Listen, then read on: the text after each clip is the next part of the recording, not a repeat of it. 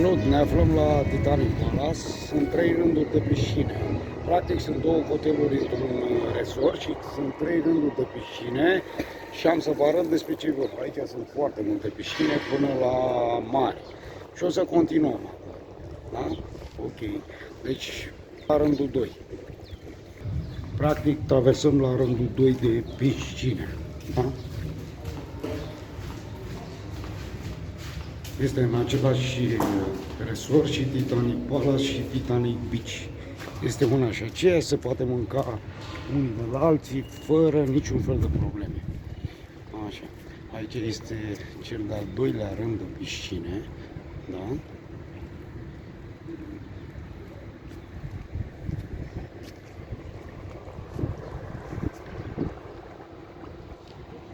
Cel de-al doilea rând. Da? Ok. Este foarte mare. Chiar foarte, foarte mare. Este.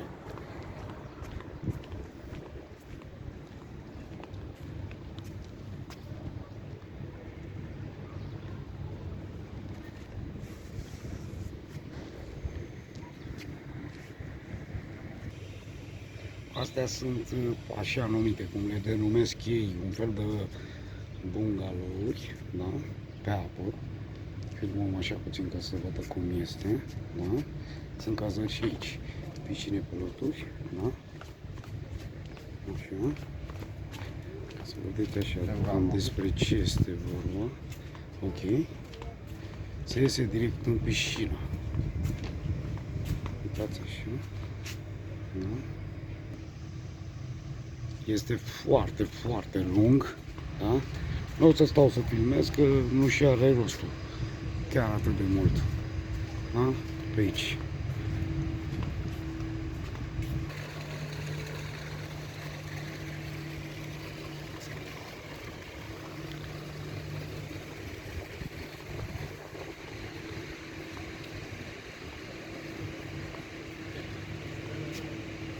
Deci este un parculeț, mai bine zis, pentru copii, cu tobogane, tot felul de nebunii.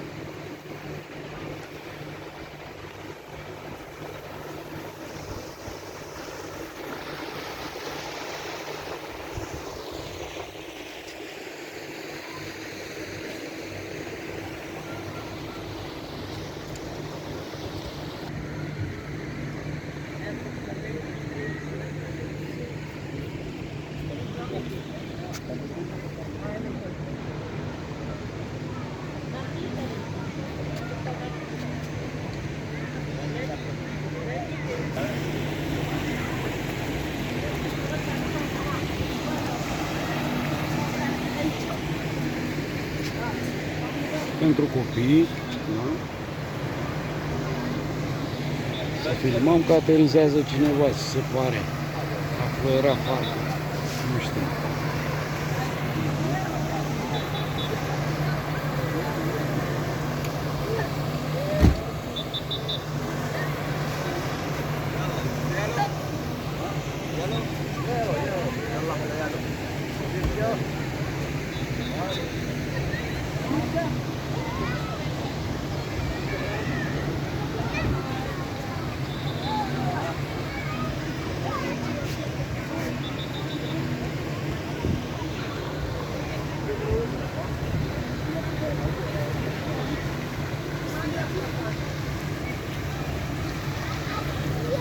Este iarăși o piscină cu valuri. Cred că nu sunt date drumul la valuri, e încălzită. Da? Este un ruleț, da? Cu de toate, absolut toate. Da? Caption fresh-uri și așa mai departe.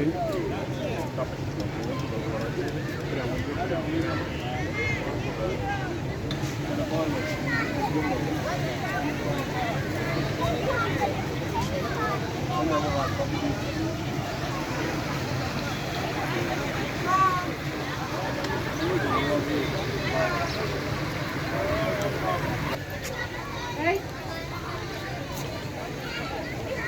Right, well we're going back to the room then. Hey? Is that what we're Iar o doing? piscină pentru copii, foarte mici, cu un topogan foarte mic. Da? Aici este un părculeț, iarăși, pentru copii, cu absolut totul. Da? Orice vrei și ce nu vrei.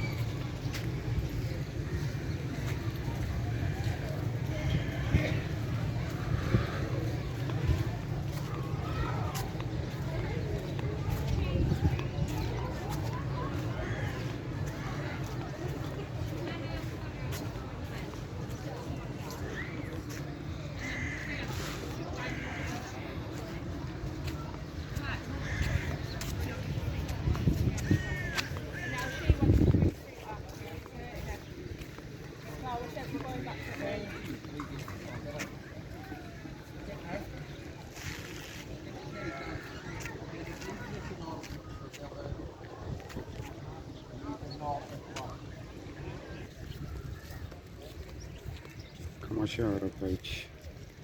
Da? Bine, tot resortul este exact la fel. Nu este nicio diferență. Este exact la fel. Totul este la milimetru. Tăiat, aranjat, verdeață foarte multă. Da? Să mergem să vedem ce sus, aici. Da? Cum vă spuneam, așa este peste tot. Și este sculpturi extraordinare.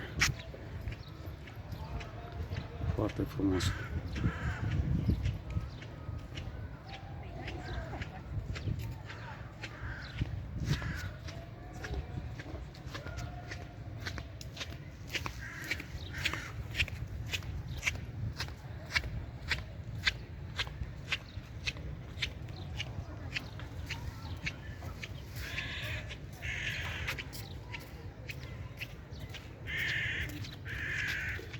Și ne îndreptăm spre mare. Văd că încă se lucrează aici, la copii, în profesori. Și am ajuns la mare. Da?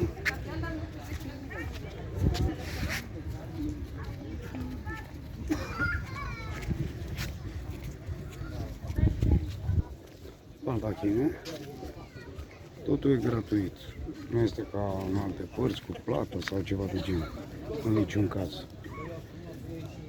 Plaja mare, da?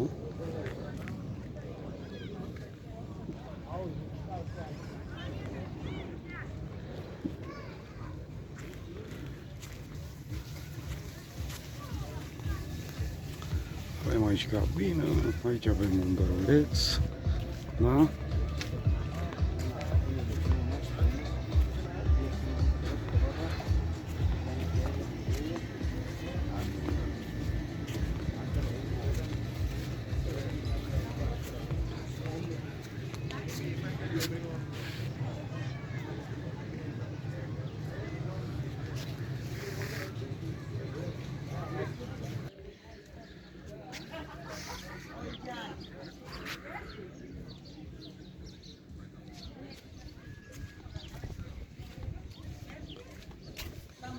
Aici este un amfiteatru, da?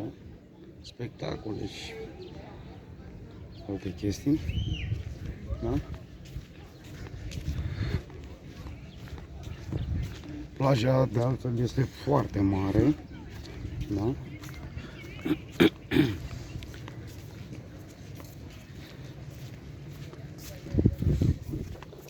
Resortul este imens.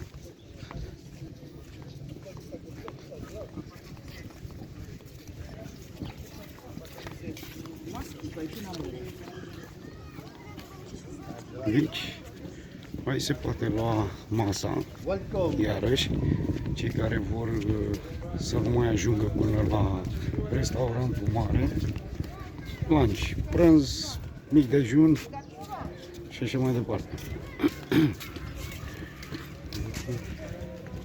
Avem și aici două cuptoare.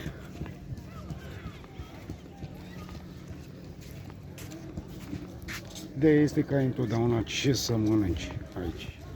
Da. Poți lua masa înăuntru sau în aer liber. Da. Nu vreau să mă duc la grătar că sunt sătul de mâncare. Cine zice că nu are ce să mănânce, vorbește prostii. Da.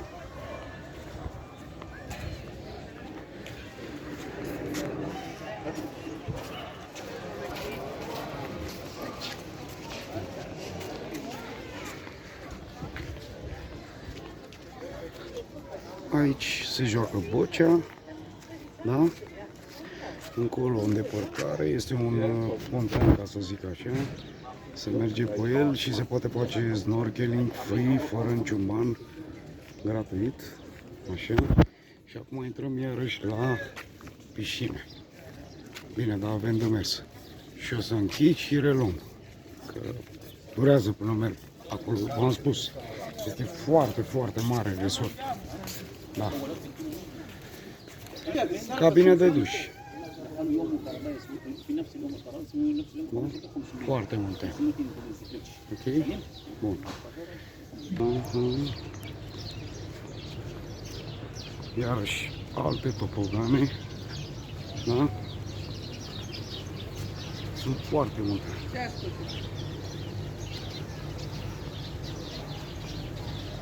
Așa.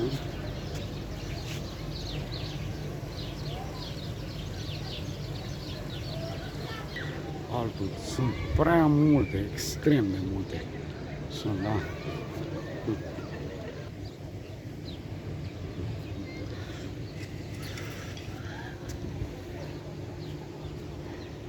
Și aici ne aflăm la celălalt hotel. După cum spuneam la început, sunt două hoteluri într-un singur resort. Și ne aflăm pe cea de-a treia linie. Sunt 3 rânduri de piscine.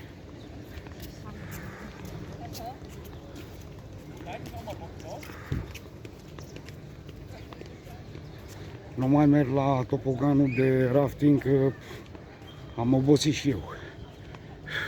Este undeva în partea dreaptă, undeva pe acolo. Dar nu mai merg. Am obosit și eu. O să mai reluăm la piscine când ajungem. Este al 3-lea rând, după cum spuneam. Ha.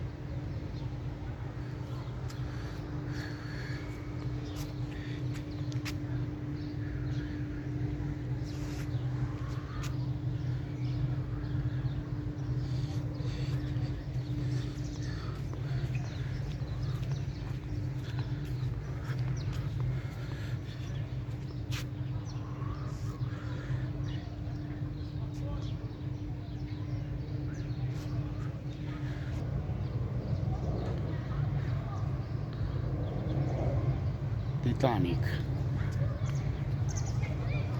Și am ajuns iarăși la piscine, da? Piscinele sunt și pe stânga și pe dreapta. Enorm de multe. Fiind resortul mare, stai, foarte multă verdeață, foarte multe flori.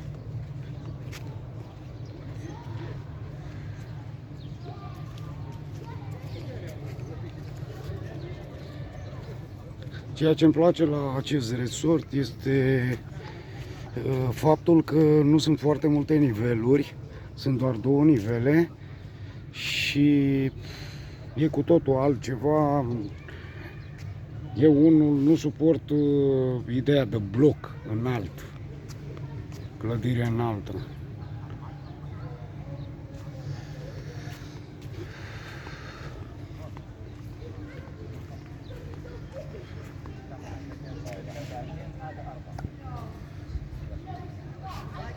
Dușuri la fel peste tot. Flori peste tot, absolut peste tot. Flori.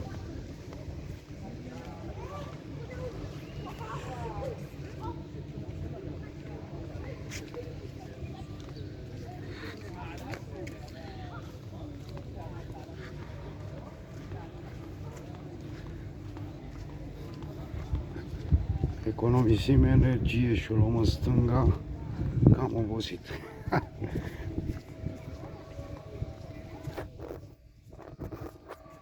Un poduri foarte multe, da? Care face legătura cu celălalt resort.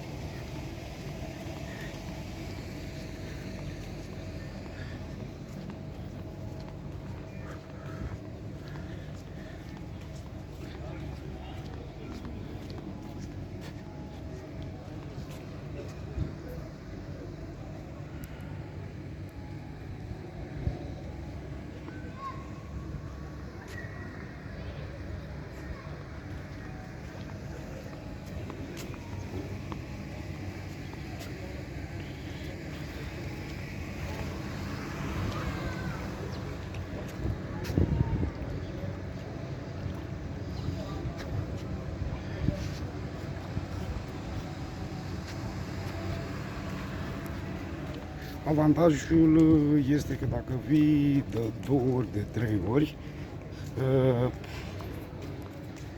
primești o brățară albastră care îi spun că e de VIP și ai avantajul să beneficiezi de cameră bună. Cameră bună ce înseamnă sweep map, adică ceva de genul, da? Bine, sunt și mai mari. Și mai frumoasă. La piscină, dacă vrei să poți să ieși direct în piscină sau aici. Sunt și cele care dau direct în piscină. Acum fiecare cum preferă. Da. Sunt câteva restaurante à la carte care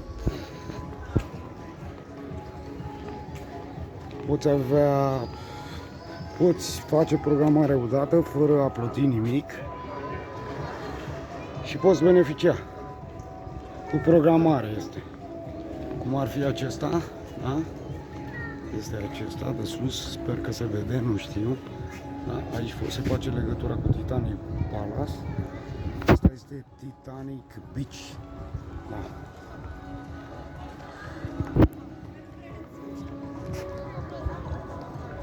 Apa este încălzită. Este mult prea caldă, sincer. Cred că are undeva la 29-30 de grade apa încălzită. Iar hotelurile fac legătura între ele. Nu o să mai merg la restaurante. Este unul italian, unul salam, unul italian, unul mongolez și nu mai știu. Sunt mai multe. Da, nu cred că e nevoie. Este mâncare destul. Se traversează printr-un gang, da? Și se ajunge în celălalt rând. Cum spuneam, de piscine.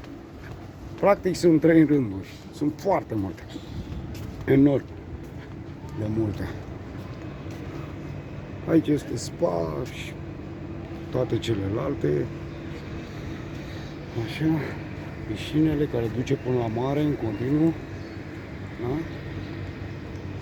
Stânga, dreapta, la fel, piscine, piscine, piscine.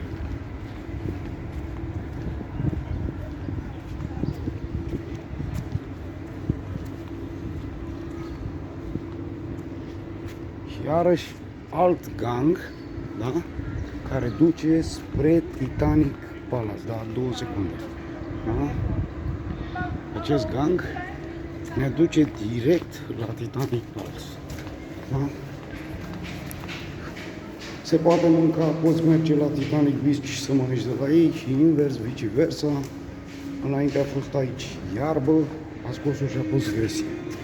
Cam așa se vede înăuntru. Da. Camerele sunt super ok din toate punctele de vedere. Aici am ajuns la Palace.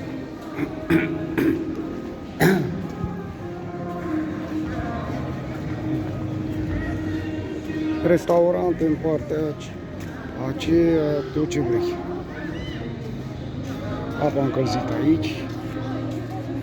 Totul e gratuit, all inclusiv. Da? Și camerele de care vă spuneam, suite map, acestea sunt. Adică dacă ai venit de 2-3 ori, primești o brățară de genul, da, albastră, și îți poți alege ce cameră vrei, inclusiv asta. Ceea ce înseamnă că nu mai plătești 200 de euro în plus. Da? Și iarăși la fel și aici. Sunt camere și sunt piscine și pe stânga și pe dreapta. La fel. Deci și aici și în partea cealaltă sunt piscine. Da.